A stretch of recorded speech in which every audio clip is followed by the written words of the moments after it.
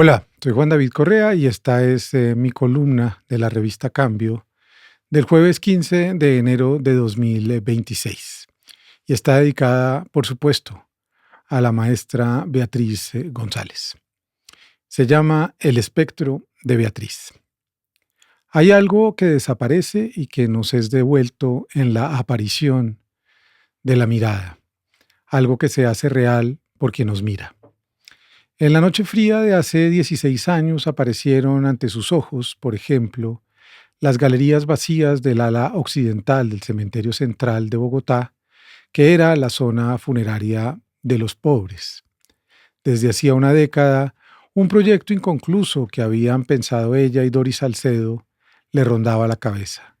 Los columbarios querían ser derrumbados por un exalcalde incrédulo de los espectros y del valor de los fantasmas. Y para quien es mejor olvidar y dejar atrás la historia, quizá porque la suya, como la de muchos otros miembros de esa supuesta élite, está llena de pecados, pecadillos o ventajas y privilegios que es mejor borrar de la memoria cómo fueron obtenidos. El cementerio de los pobres se podía tumbar, según su opinión, para hacer una cancha deportiva sintética. En esas bóvedas y esos edificios y en esa tierra hay espectros y fantasmas que solo pueden ser vistos por quienes aprenden a mirar cuando son mirados. A darse cuenta de su propio cuerpo y de su mirada a través de aquello que no es perceptible sino a través de la observación, de eso que algunos llaman el pasado, y otros los muertos, y otros lo que ya no está, y otras la ausencia y el aura. El pasado sábado 9 de enero murió en Bogotá Beatriz González Aranda a los 93 años.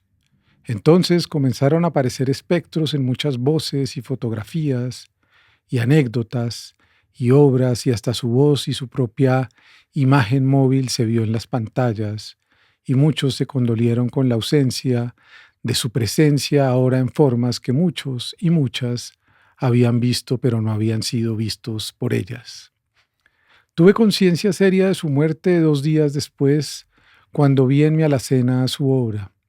Me di cuenta de haber comido los últimos 10 años de mi vida en platos hoy desportillados, pintados con bogas remando en una vajilla que diseñó para la empresa Corona. Los había visto sin verlos. Habían estado frente a mí ese hombre de perfil de piel azul, pelo café y esa mujer de torso desnudo, de piel y pelo cafés con una prenda amarilla que le cubre la cintura y la pelvis y una tira que apenas la sostiene. Su pecho está cubierto por un tambor que ella toca con una baqueta también café. De la parte superior del plato, justo en el borde superior de las figuras humanas, apenas un chorreado amarillo anuncia la puesta del sol. Se sabe que son bogas porque en los platos más pequeños y en las tazas ya solo aparece la mujer sobre una chalupa. El gesto, por supuesto, fue descrito por ella y por sus críticos de una manera más profesional y bella de lo que yo lo puedo hacer. Pero esa domesticidad de su obra, esa delicada observación de lo popular que es lo de entre casa, no había sido descubierta por mí hasta que su ausencia me confirmó aquello que ella nos enseñó durante décadas. Tratando de escuchar su propia voz en estos días y limitándome a ver su obra, quise no leer mucho ni saber sobre el significado o el saber inteligible que se había producido a partir de sus pinturas. La escuché contar la historia de su infancia en Bucaramanga. La pensé en ese primer viaje en los años 50, cuando Colombia se desangraba entre cortes de franela y horrores cometidos por liberales y conservadores para estudiar arquitectura en la Universidad Nacional de Colombia. Su regreso frustrado a su ciudad tras 2 años de estudios a decorar vitrinas comerciales. La promesa de volver a la capital a estudiar algo relacionado con diseño gráfico para que se pudiera dedicar a crear etiquetas para máquinas de coser marca FAF. Su estancia en la recién creada carrera de Bellas Artes en la Universidad de los Andes junto a Camila Lobo Guerrero, quien murió también hace unos meses, y el encuentro con maestros como Juan Antonio Roda o Marta Traba. su deambular buscando una mirada que apareció en la crónica roja de los periódicos. Volví a escucharla insistir en el encuentro con la imagen mal impresa de Antonio María Martínez Bonza, de 25 años, y de Tulia Vargas, de 20, dos enamorados del barrio Las Ferias de Bogotá, que en 1965 entraron al almacén de fotografía La Industria para hacerse la última foto antes de lanzarse al vacío en la represa del Cisga, en inmediaciones de Chocontá. El efecto visera consiste en que no vemos a quien nos mira, dice Derrida. Yo he comprendido mi propio efecto visera con esa obra que me miraba estos días sin saber qué decir, y que ahora lo hace de otra manera radicalmente distinta a como la he observado durante mi vida.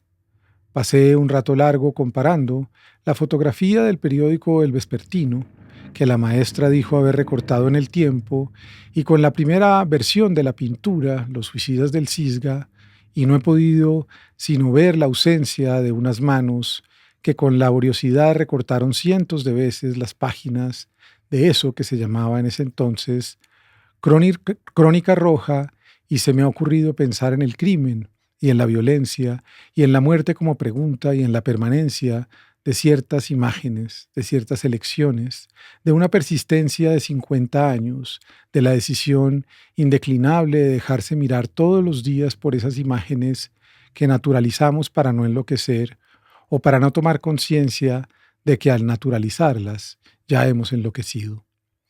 Y la he oído decir, porque está viva en esos videos, que al sentir la reiteración insoportable de muertos, cada día su indagación cobraba un sentido más profundo, como los ríos colombianos, de los cuales los cargueros recogen los cadáveres que producen las masacres y que llevan como si fueran cuerpos tendidos en hamacas de lona y cuyas siluetas, sombras sobre amarillo, tapas de tumbas vacías de huesos pero llenas de espectros, estampó sobre 8.957 tumbas vacías en aquel cementerio central.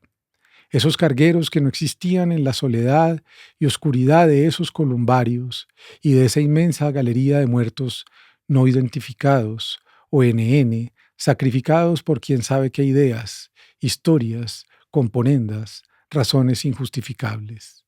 Esas galerías que ella pensó que debían ser un monumento público que señalara el estado del arte y su profundo sentido ético en una sociedad.